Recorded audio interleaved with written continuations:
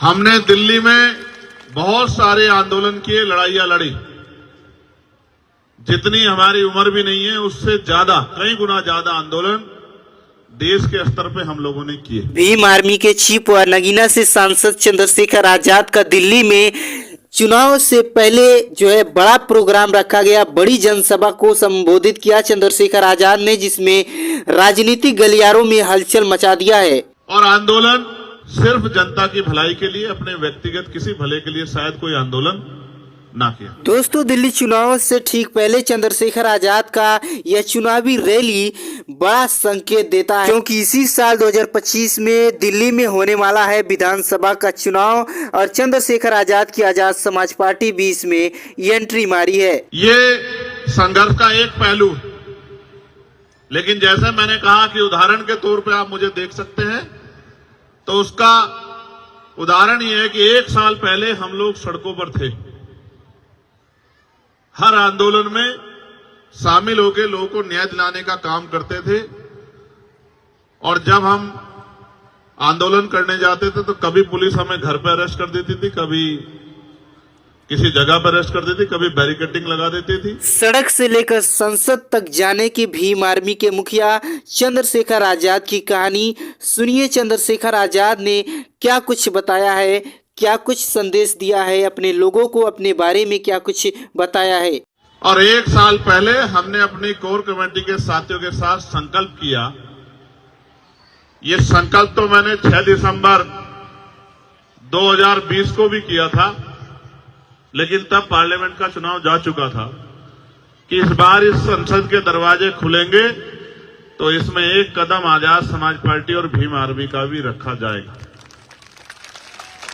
और जब इस बार 24 में दरवाजे खुले तो जो कमिटमेंट हम लोगों ने किया था अपने साथियों से, उस कमिटमेंट को आगे बढ़ाने का काम हमने किया। क्योंकि हम लोग उत्तर प्रदेश में 2 ही सीटों पर चुनाव लड़े थे। एक सीट पर हमने चुनाव में जीत हासिल की और दूसरी सीट पर हमें 80,000 से ज्यादा वोट मिले। चंद्रशेखर आजाद की आजाद समाज पार्टी पहली बार साल 2024 में लोकसभा का चुनाव लड़ी और 2 सीटों पर लड़ी थी।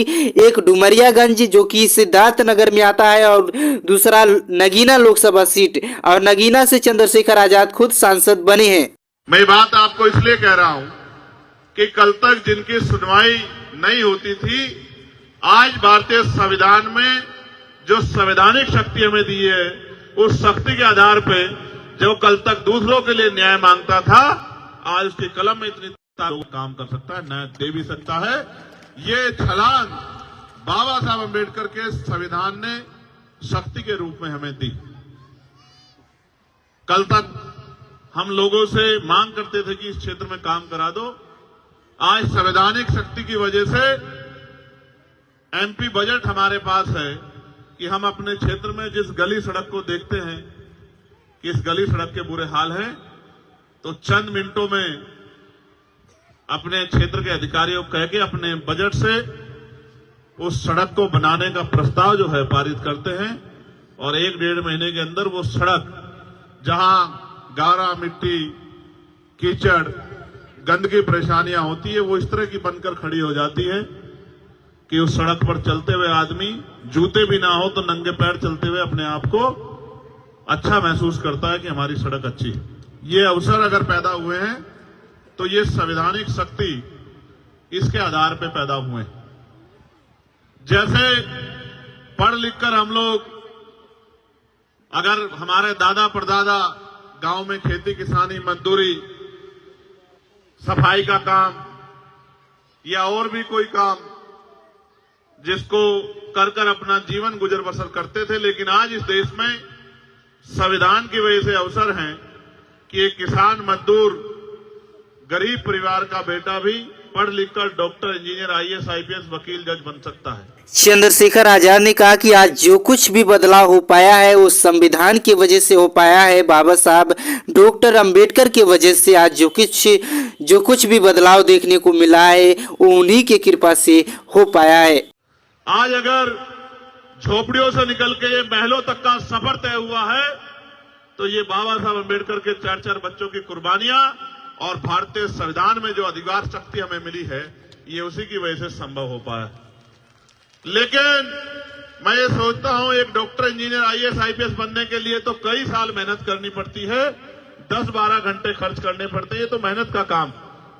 और लोकतंत्र जब नहीं था, राजतंत्र था, तो राजतंत्र में तो उससे भी कठिन था।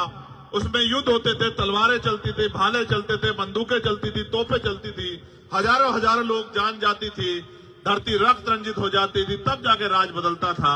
अब तो बाबा साहब अम्बेडकर के आशीर्वाद से पहले बैलेट का बटन दबा, बैलेट में मोहर लगाकर और अब ईवीएम का बटन दबाकर आप इस राजकाज को बदल सकते हैं। कितना आसान कर दिया। लेकिन जैसे मैंने कहा कि पहले युद्ध करने के लिए तलवार चलानी सीखनी पड़ती थी, भाला चलाना सीखना पड़ता था, बंदूक सीखनी पड़ती थी, बंदूक खरीदनी पड़ती थी, तलवार खरीदनी पड़ती थी, तोप खरीदनी पड़ती थी। अब तो कुछ भी नहीं खरीदना, अब तो बस अपनी उंगली को इतना तैयार करना है कि जिस बटन को दबाकर हमें शक्ति मिलती है उसी बटन को दबाना, बस दूसरा बटन नहीं दबाना। इतना छोटा सा काम। हमारे महान पुरुषों ने तो ये भी कहा कि राजनीति में हिस्सेदारी नहीं करोगे तो उसका सबसे बड़ा नुकसान ये होगा, उसका सबसे बड़ा दंड ये होगा कि अयोग्य लोग आपके ऊपर शासन करेंगे। हमारे लोगों ने इस बात को नहीं समझा, नहीं समझा। हमारे लोगों ने राजनीतिक शक्ति दूसरे लोगों के हाथ में दे दी और इंतजार करते रहे कि ये हमारी जिंदगी बदलेंगे। इसी का खामियाजा हम लोगों को भुगतना पड़ा। मैं आपसे कहना चाहता हूं, जो बहुत दिन पहले डॉक्टर बाबा साहब अम्बेडकर कह के गए थे कि political power is the master की, राजनीतिक सत्ता वो चाबी है जो आपकी सारी परेशानियों का हल कर सकती है। राजनीतिक सत्ता वो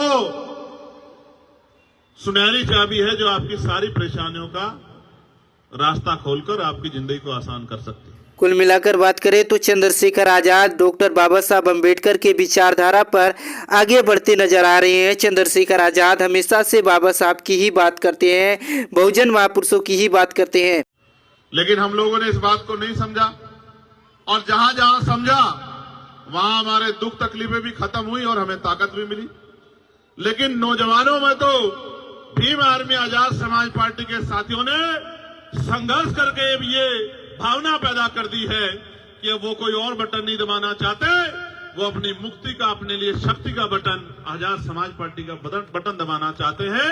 ये भावना नौजवानों में तो भीम आर्मी आजाद समाज पार्टी के संघर्ष से पैदा हो गई। आज ये देखो, जो बड़ी बड़ी पार्टियां कभी जाती नहीं थी, जिनके पीछे खड़े होकर लोग राजनीति करते थे, हमने पिछले 7-8 साल से संघर्ष करके एक नया ट्रेंड बनाया है कि अगर आज कहीं कोई घटना होती है तो सारी पार्टी भागने का कोशिश करती है कि जाओ जाके दुख तकलीफें दूर करो। मैं कुछ घटनाएं रख देता हूं। हाथरस की घटना हुई, कोई जाने को राजी नहीं था। मैंने और हिमांशु जी ने मोर्चा लिया कि हम लोग हाथरस चलेंगे। हम लोग हाथरस के परिवार से विकट परिस्थितियों में मिलने गए। मोर्चा लगाया गया कि पुलिस को किस तरह से, पुलिस की आंखों से बच के जाना है, और मोर्चा सफल भी हुआ। जब यहां पकड़े गए टोल पर खजारसी के, तो पुलिस के पकड़ने से पहले सरकारी बस में चले गई। सरकारी बस को घेरने से पहले कपिल जी के जरिए मोटरसाइकिल के रास्ते अलीगढ़ चले गए, और अलीगढ़ में जब मुख्य द्वार पे पुलिस खड़ी थी तो दीवारें को टाप के पिछले दरवाजे से अस्पताल चले गए।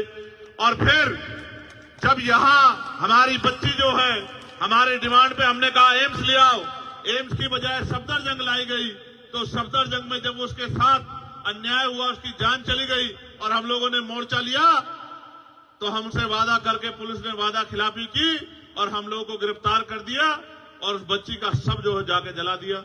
आप देखो, उससे पहले कोई जाता था कि हमारी बस्तियों में? अगर जाता था तो चुनाव के समय जाता था, क्योंकि चुनाव के समय हमारी उंगली में वो शक्ति होती है कि जिसे चाहे कुर्सी पर बिठा दे और जिसे चाहे जमीन पर पटक दे, किसी का भी अहंकार तोड़ दे और किसी भी गरीब को कुर्सी पर बिठा के उसकी कलम में ताकत दे दे। ये शक्ति हमारे पास डॉक्टर अंबेडकर के संविधान से हमें वोट के रूप में मिली है। तो जाते तो थे लोग, लेकिन तब जाते थे जब हमारी जरूरत उनको होती थी, जब उनकी जरूरत हमें होती थी तो हमसे मुंह फेर लेते थे। ये ट्रेंड अगर आज बदला है, चाहे संभल का मामला हो, चाहे हाथरस का मामला हो, और चाहे यही मैं नागल की गवाही देता हूं कि जब नागल में 9 साल की हमारी बच्ची पर जुल्म हुआ तो किसी की आंखों में आंसू नहीं आए।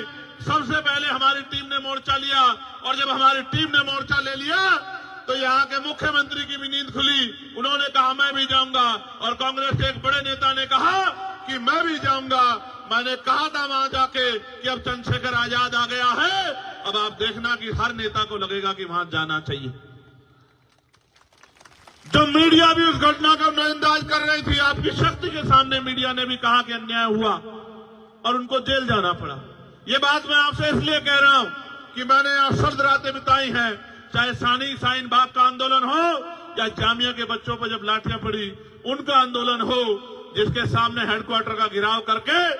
और एक बात जो मुझे हमेशा याद रहती है कि जब हम रात को हेडक्वार्टर पे गए थे तो कुछ घंटों के बाद हमने जब वहां से चलने की कोशिश की तो एक भाई ने और एक बिटिया ने मेरा हाथ पकड़ लिया और मुझसे कहा कि भैया आप मत जाना, सब चले जाएं, आप मत जाना। तो सिकंदर साहब, मैंने कहा कि क्यों नहीं जाना? तो बोले आप चले जाओगे तो पुलिस हमें बहुत मारेगी, हम बेटियां हैं, आप हमारा अपमान होगा, आप मत जाओ। और मैंने हिमांशु जी से कहा कि भाई अब क्या करें? तो बोले करना क्या है कि अब यहां रहना है, इनकी रक्षा करनी है, यही तो काम हम लोग करते हैं। तो फिर हमने गाड़ी मंगाई और गाड़ी के ऊपर हम लोग बैठ के, ठंड का मौसम था, 0 डिग्री टेम्परेचर जा रहा था, तो रात को 3 साढ़े 3 बजे तक उस पर बैठे रहे। 3 साढ़े 3 बजे तक जो है आंदोलन करते रहे, और जब तक वो बच्चे नहीं छूटे और पुलिस ने जामिया को नहीं छोड़ा तब तक लड़ते रहे। और जब सब बच्चों को छोड़ दिया जो पकड़े थे, तब उसके बाद हमने वहां से निकलने का काम किया।